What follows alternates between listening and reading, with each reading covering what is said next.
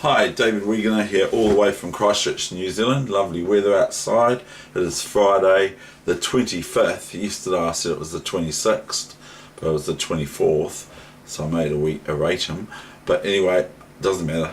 25th of August 2017. Now I've got, you can have a look at my pawns. Why do people say that I'm a bit of a pawn pusher?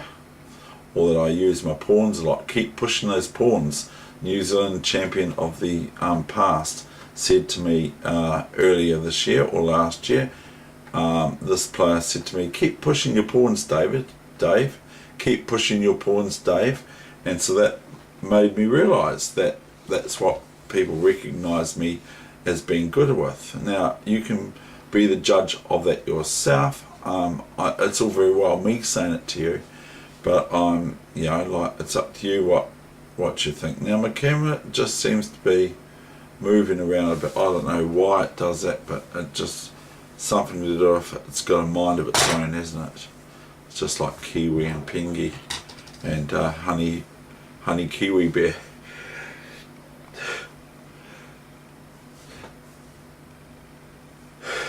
What can you do? Excuse me, see, I don't edit my things out. So here we go. I'm going to show you a game that I played about 45-50 minutes ago. So the time is, what is the time? 11:40 AM on my PC, New Zealand time in the morning. Okay, so it's nearly lunchtime. Okay, so here we go. Now one thing I want to show you is this. Okay, this is out of someone's book. Not my book, I wish. Look at that. That is a young Garry Kasparov staring at Mr. Grandmaster, former world chess champion Mikhail Tal. Imagine sitting across the board from that look. I mean, you know. Anyway, and so I'm going to bring you later on, I'm going to bring you two games, I think, or maybe just one. I'm going to bring you two games and also a position that occurred between Garry Kasparov as a 13-year-old against Ian Rogers from Australia, Grandmaster Ian Rogers from Australia. That's in Garry Kasparov's book, by the way, Fighting Chess.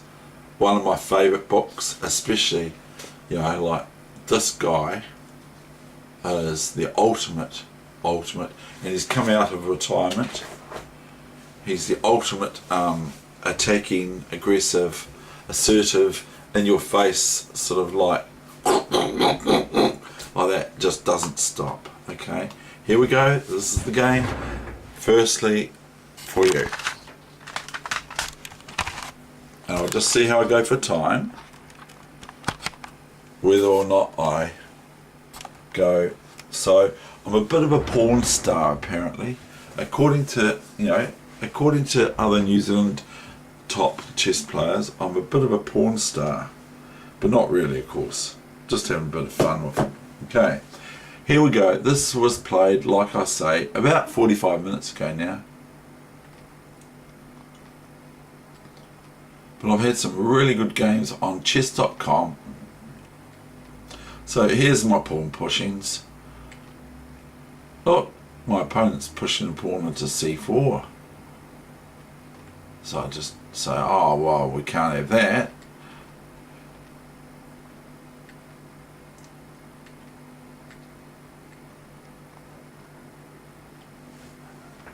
Now I don't know if I play it completely correctly, but you can be the judge of what my play was like.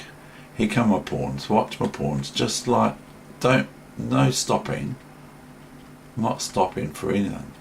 Just take that because it's in the way, that knight on e4.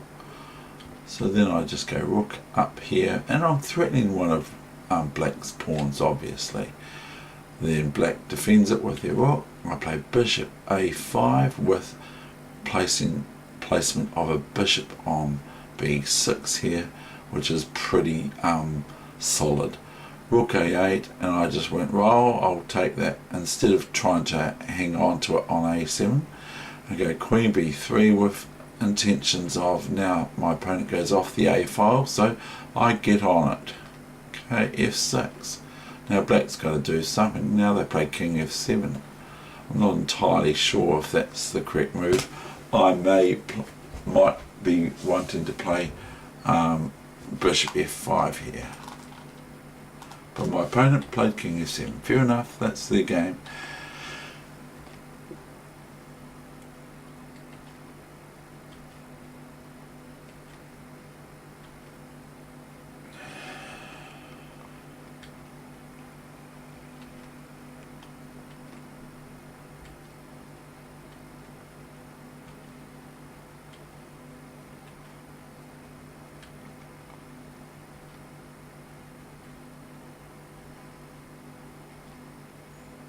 And by the way, my opponent is over 2,000 rating on for Blitz.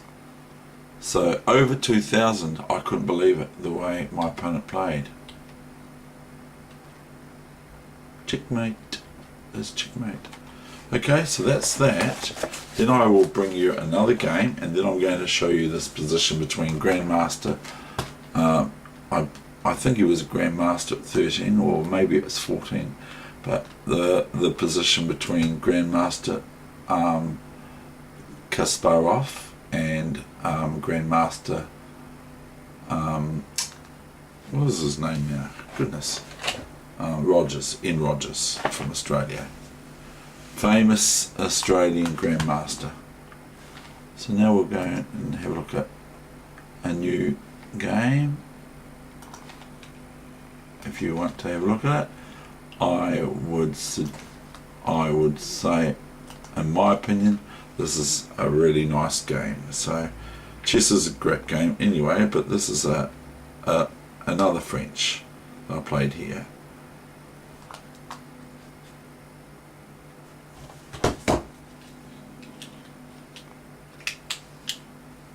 What can you do when you have to sneeze? You have to sneeze. And now my opponent is 2020 odd. Okay.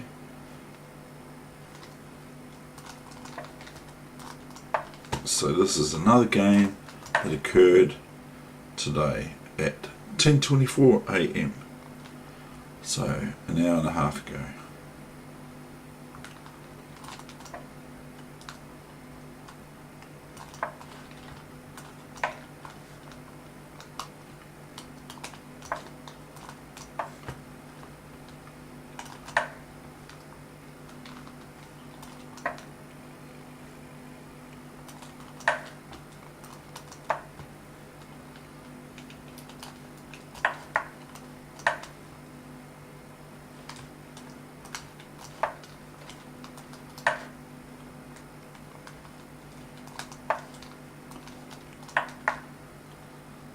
Now the moves that I play, the ideas that I play, are not my own. I have seen them in play, some of them. And I play the French, of course, as black, so I know what bothers black in the French.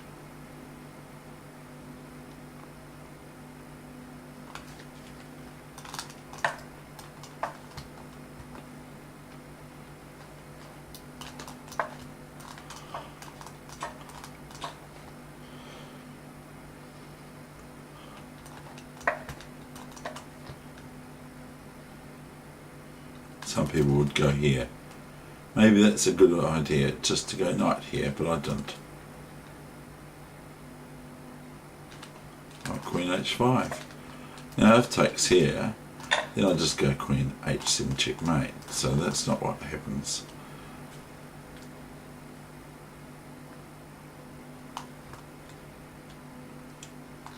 But a bit sort of like in your face though, isn't it? B4 came the reply from black. Right, bishop e3, bc3, bc3.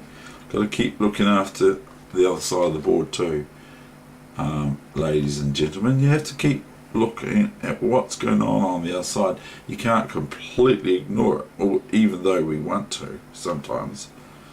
You can't completely ignore it, but I do later on tend to almost ignore what's going on with how many pieces I'm losing. So I'll show you this without further ado and without further comment.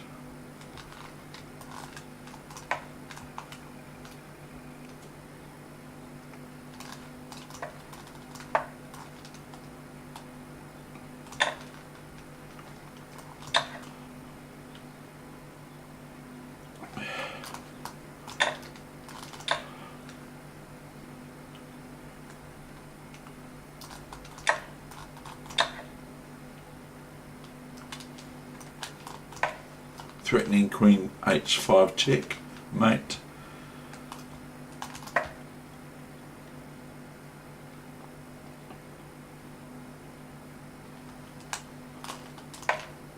Threatening queen g7 checkmate, amongst other things. And maybe rook up here and here, or something to that effect. That's what my mind was thinking. Regardless of whether black takes this pawn on d4. Obviously I don't move my rook up there if the pawn's there on d4 from black, but after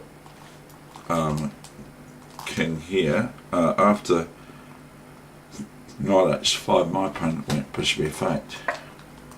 I went here.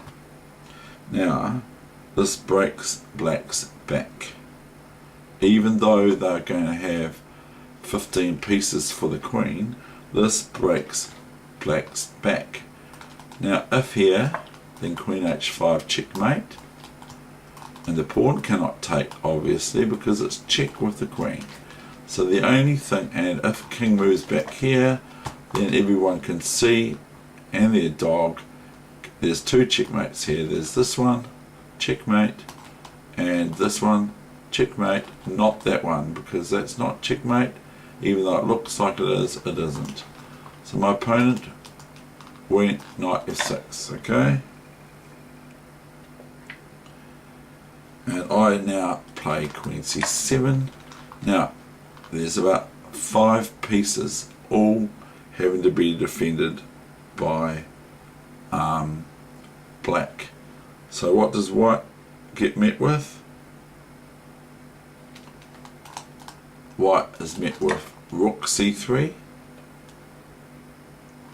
and I just take this because I'm now attacking the bishop on f8, the knight on f6, and my opponent resigned, right, as promised. So that's the end of that game. So you can have a look at the position after this. It's actually quite interesting. I'd probably play this on for black, but it's a bit difficult now, isn't it, really, because they're going to lose another piece, and so then I'm going to have 2 rooks. Okay, 2 rooks. I've got, oh no, I haven't worked out, I've got 2 rooks. So the 2 rooks are quite handy. So anyway, now we are going to set up a new position, and that is the game as promised that I said I was going to show you at the completion of this game.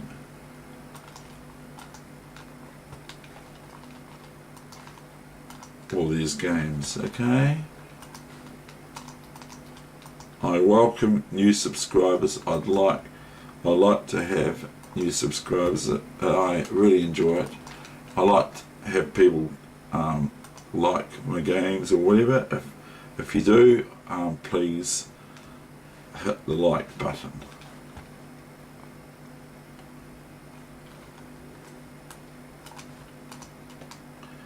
This occurred, what year did it occur?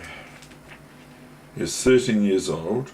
The World Cadet Camp, Cadet Cup, and this was in 1976. So he was 13. And also we have Murray Chandler from New Zealand there, and Nikolic, and Cramlin, and Peterson, and Grinsberg got 7.5 out of 10 points. Was it 9 points or 10 points? 9. 7.5 out of 9 was from Ireland. I think it's or Isle or White or something like that. Anyway, so this, and there were more players in it than this. There were somewhat 30 odd players in it. So Murray Chandler got second with 7 out of 9, and Ian Rogers ended up on 6 out of 9, and equal with Gary Kasparov, who ended up, and Van der Velde from Netherlands or Nederland was in it as well. So this is 1976, this position that I'm going to show you soon.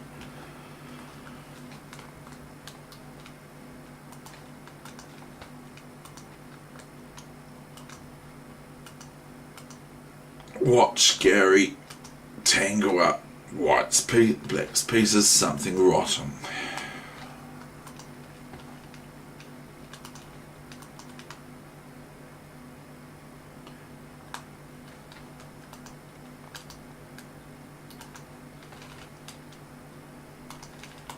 Okay, now here we've got it. Gary Kasparov plays knight f4. Now if bishop takes knight, then we have queen d4 check, and the only thing that can be done about this check, this diagonal check from the queen, is bishop here or rook here. So they just say it's no good because of this, checkmate. Okay, so that's no good, even though white is threatened by queen f1 checkmate. So we will go back to knight f4. So what did now the queen is defending the rook on f1 should the queen take it, which it won't, but the queen is being attacked, isn't it? And the bishop are being both attacked. So all that happened here was queen h4, very, very simple, I might hear you say. Queen h4, new main line, queen h4,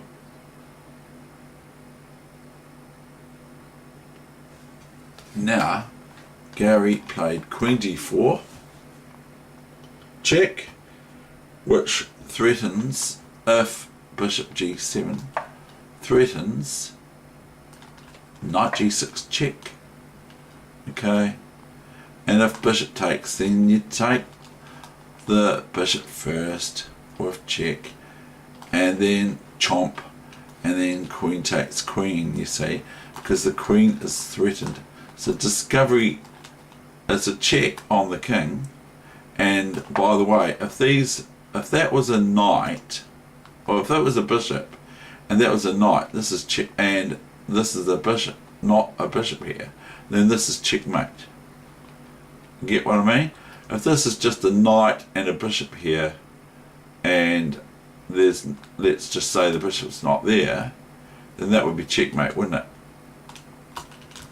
Okay, so you can have a look at what I mean. It's good to look outside the square. So anyway, here we have knight f4. So the threat is, if bishop g7, then knight g6 check, wins the queen. Let's just leave it at that. So grandmaster, he might not have been a grandmaster then yet, but grandmaster as he is now, Ian Rogers, not world champion Gary Kasparov of course, but Ian Rogers played queen f6, and Gary merely just took this, threatens check, so rook takes, knight takes, rook f7, knight d5. Now white's a clear piece up,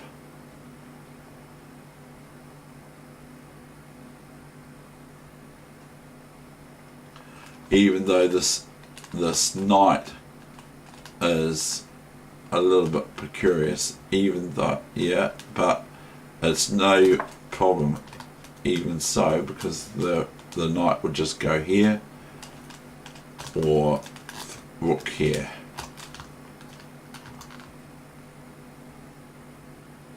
And that's what is indeed played. F4, rook e1, and black resigned. That's the end of my session.